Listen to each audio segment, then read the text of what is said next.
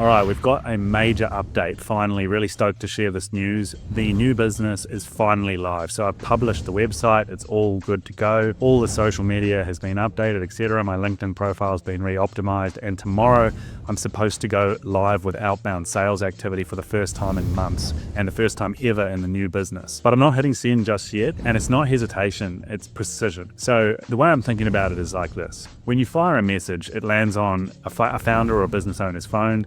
They're going to click your name, if they even see it, check your profile and your site, if they're interested, if the message was good enough to spark intrigue. And if any of that looks half-baked, then the opportunity's gone. And in high-ticket services, which is what I'm in, every single individual message is a potential 5-6 figure opportunity if you talk about the lifetime value of that client. So firing off DMs and burning shots half-baked is not something that I want to do. So tonight isn't really about psyching myself up the day before we get into the sales motion. It's just about tightening the final screws before I start to make that first impression.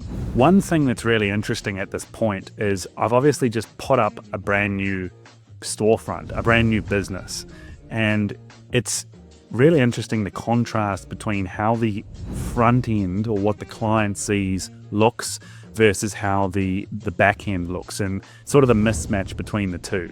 And let me elaborate more on what I mean there. So the front end looks really good, and we can probably put an insert of what the website actually looks like into this video. I'm really happy with what it's come out like. I've split the service offering into 4 productized offers, sort of in a modular fashion, so that basically they can be tailored to each individual client. And if you look at it, it looks really polished and good. So like if I was a prospect, for example, browsing the site, I'd be like, wow, this is an established business. I mean, that's obviously the impression that you need to give in order to attract clients in the first instance. So the back end is really just a collection of spreadsheets which have varying degrees of sophistication. It's not that I have nothing, it's just that it's still very much a work in progress. But my philosophy is that the market should inform what we develop. I've delivered these services all before, and I know how to deliver them, and I'm confident in my ability to deliver them. However, the, fully optimized end state, like the ideal template, does not exist. I have rough service delivery templates, which when we onboard a new business are going to require quite significant heavy lifting and customization, but that's totally fine because we'll be doing live customization based on what's actually relevant, what the client data says, what they need insights on. So really my philosophy is we're going in with the front end beautiful, 10 out of 10, and the back end realistically probably like a 4 or 5 out of 10. And that's totally fine because the business is revenue in, right? It's like there would be no point. The alternative was to postpone launching and just effectively build in a cave. I mean, it can take as long as you want, right? Like there's things like this are never perfect. So like, for example, if I'm building like a 13-week cash flow architecture spreadsheet, it's like to get that template launch ready perfect, I could realistically probably spend 300 hours tinkering with the spreadsheet to make it fully beautiful, only to then onboard a client and find out that I'd over-engineered it and actually made it redundant. So that's not what we're going to do. We're going to go in with basically half-baked templates in the back end and just basically build them out and customize them under live fire. And it'll be a bit of a stressful few months, but eventually we will have really solid, customized and optimized templates. So that's what the plan is from here. It's really one lesson, because the alternative is I lose 3 months, get to the end of the year, no sales motion happening, and it's like at that point, what's the point, right? You've got this beautiful shop, but you haven't even opened the front door and let any customers in. It doesn't matter. It doesn't make any sense. So we're not going to do that. So I suppose what's different in this business is I haven't reinvented the wheel. I've taken what I was already doing. Effectively, I was selling my time for money as a fractional CFO, but I was providing a specific set of services for my clients when I was doing that. And so what I've done is I've basically segregated those services, tried to productize and template them, create a visual system with clear positioning and a clear offer to make it easier to sell them on an ongoing basis. Where I went wrong last time, and what we're not going to repeat, I guess the thing that's going to be really different with this new business as opposed to the previous one is that last time I got into sales motion, which was in March and April 2025, earlier in the year, I basically was successful in winning enough work to completely fill my own plate. But back then I wasn't thinking about hiring whatsoever. The thought simply hadn't crossed my mind because I was just too new in the game and I just wouldn't have known even how to approach it. It was around that time that I hired my first virtual assistant, but in terms of hiring someone to replace me, I couldn't have even comprehended it back then. So what I did was I went and started outbound sales Took about 6 to 8 weeks to basically completely overload myself with work. And then I just basically turned the tap off and stopped selling. I was like, I can't handle anymore. This is all I can take. And I bottlenecked myself. And while I made really good money in those months, the most money I've actually ever made in a month, it was a miserable lifestyle where I was literally working probably 300 hours per month. So not really worth it. And that was where I really learned we need to reset how we're doing this. And what's fundamentally going to be different this time is that I'm going to keep the sales motion consistent.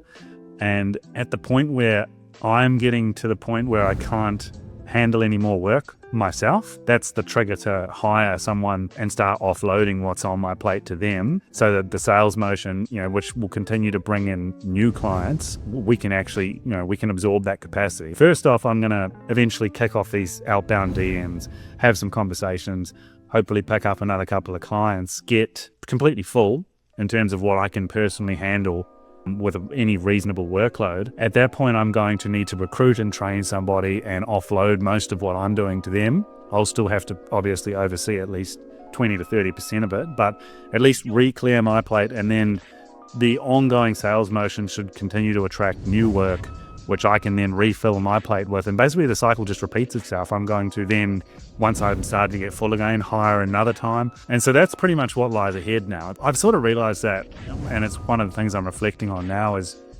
it's really entirely up to me how fast or slow this goes from here. It's like the trajectory is somewhat predictable in terms of where it's going to lead to, but the velocity is entirely a lever that I have control of. Once we've ran the pipeline for a couple of weeks, I have a good idea of what percentage of messages that I fire out actually get looked at and responded to positively and lead to good conversations. And it becomes a case of, I'm not going to run out of leads. There is a massive pool of prospects for what I sell. So it becomes, how many people do I really want to message per day? But then obviously the benefit to slow growth is that it's slow and steady. It's less stressful.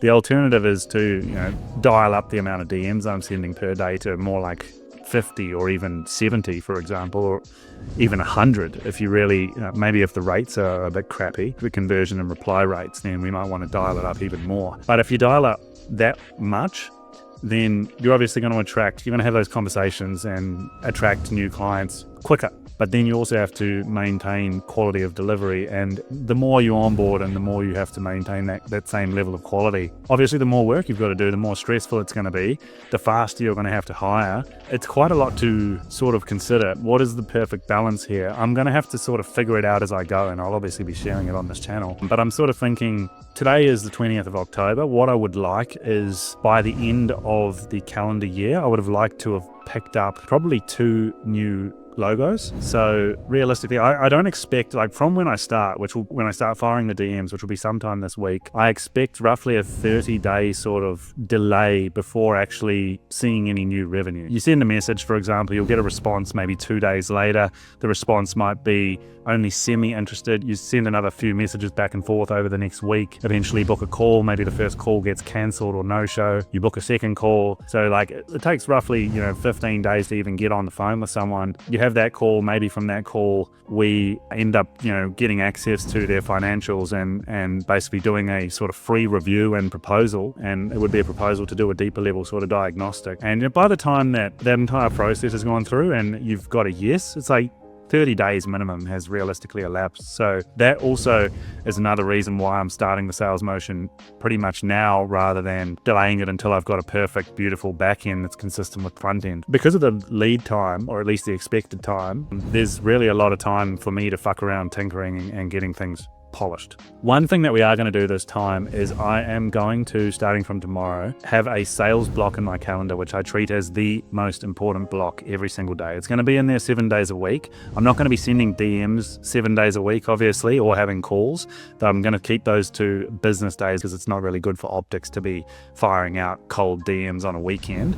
But on the weekends, what I'm going to do is use the sales block to review the prior week's stats and data and work out what types of messaging is working, what's not working, and tinker with that and try and optimize and improve things, plan for the upcoming week, and really just you use the weekend slots to review, and then obviously the week for just execution. I'm just going to treat it like it's a pretty binary, right? You just do this every day. The actions compound. You build a strong pipeline. That's something that we're going to lock in starting from tomorrow. Even though we're not starting with the DMs, I'll use the first couple of blocks to fully optimize everything and make sure the funnel is really ready. And so I'm putting my best foot forward. And then, yeah, it'll be DMs on the weekdays and analytics on the weekends and optimizations. So yeah, I guess it's an interesting headspace to be in now. It's like there was all this build up, the last few months I've been engaged in the painful creative process, which is, I don't feel like it's my strong point. The process of taking an idea from your head and bringing it to life,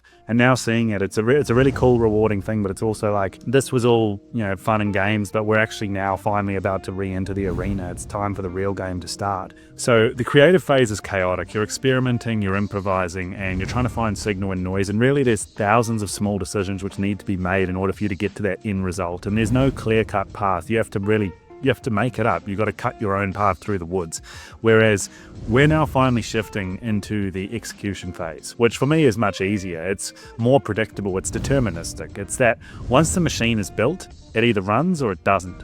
And that depends entirely on the extent to which you show up every day and give it the inputs that it needs. It's like coming up with the idea, the how, the why, the what. It's just total chaos. Selling and executing, once you've got the machine built, that's just code. It's one's an artistic process, the other's arithmetic. So in the next 7 days, the first messages will go out, and well, everything officially goes live. I'll be updating you guys on this channel with the progress we make, how the conversations are going, whether we can pick up any new work. And yeah, if you enjoyed this video, thank you for watching. I hope to see you in the next one. And if you enjoyed, please subscribe to the channel. It really helps us out. I upload one like this every 48 hours.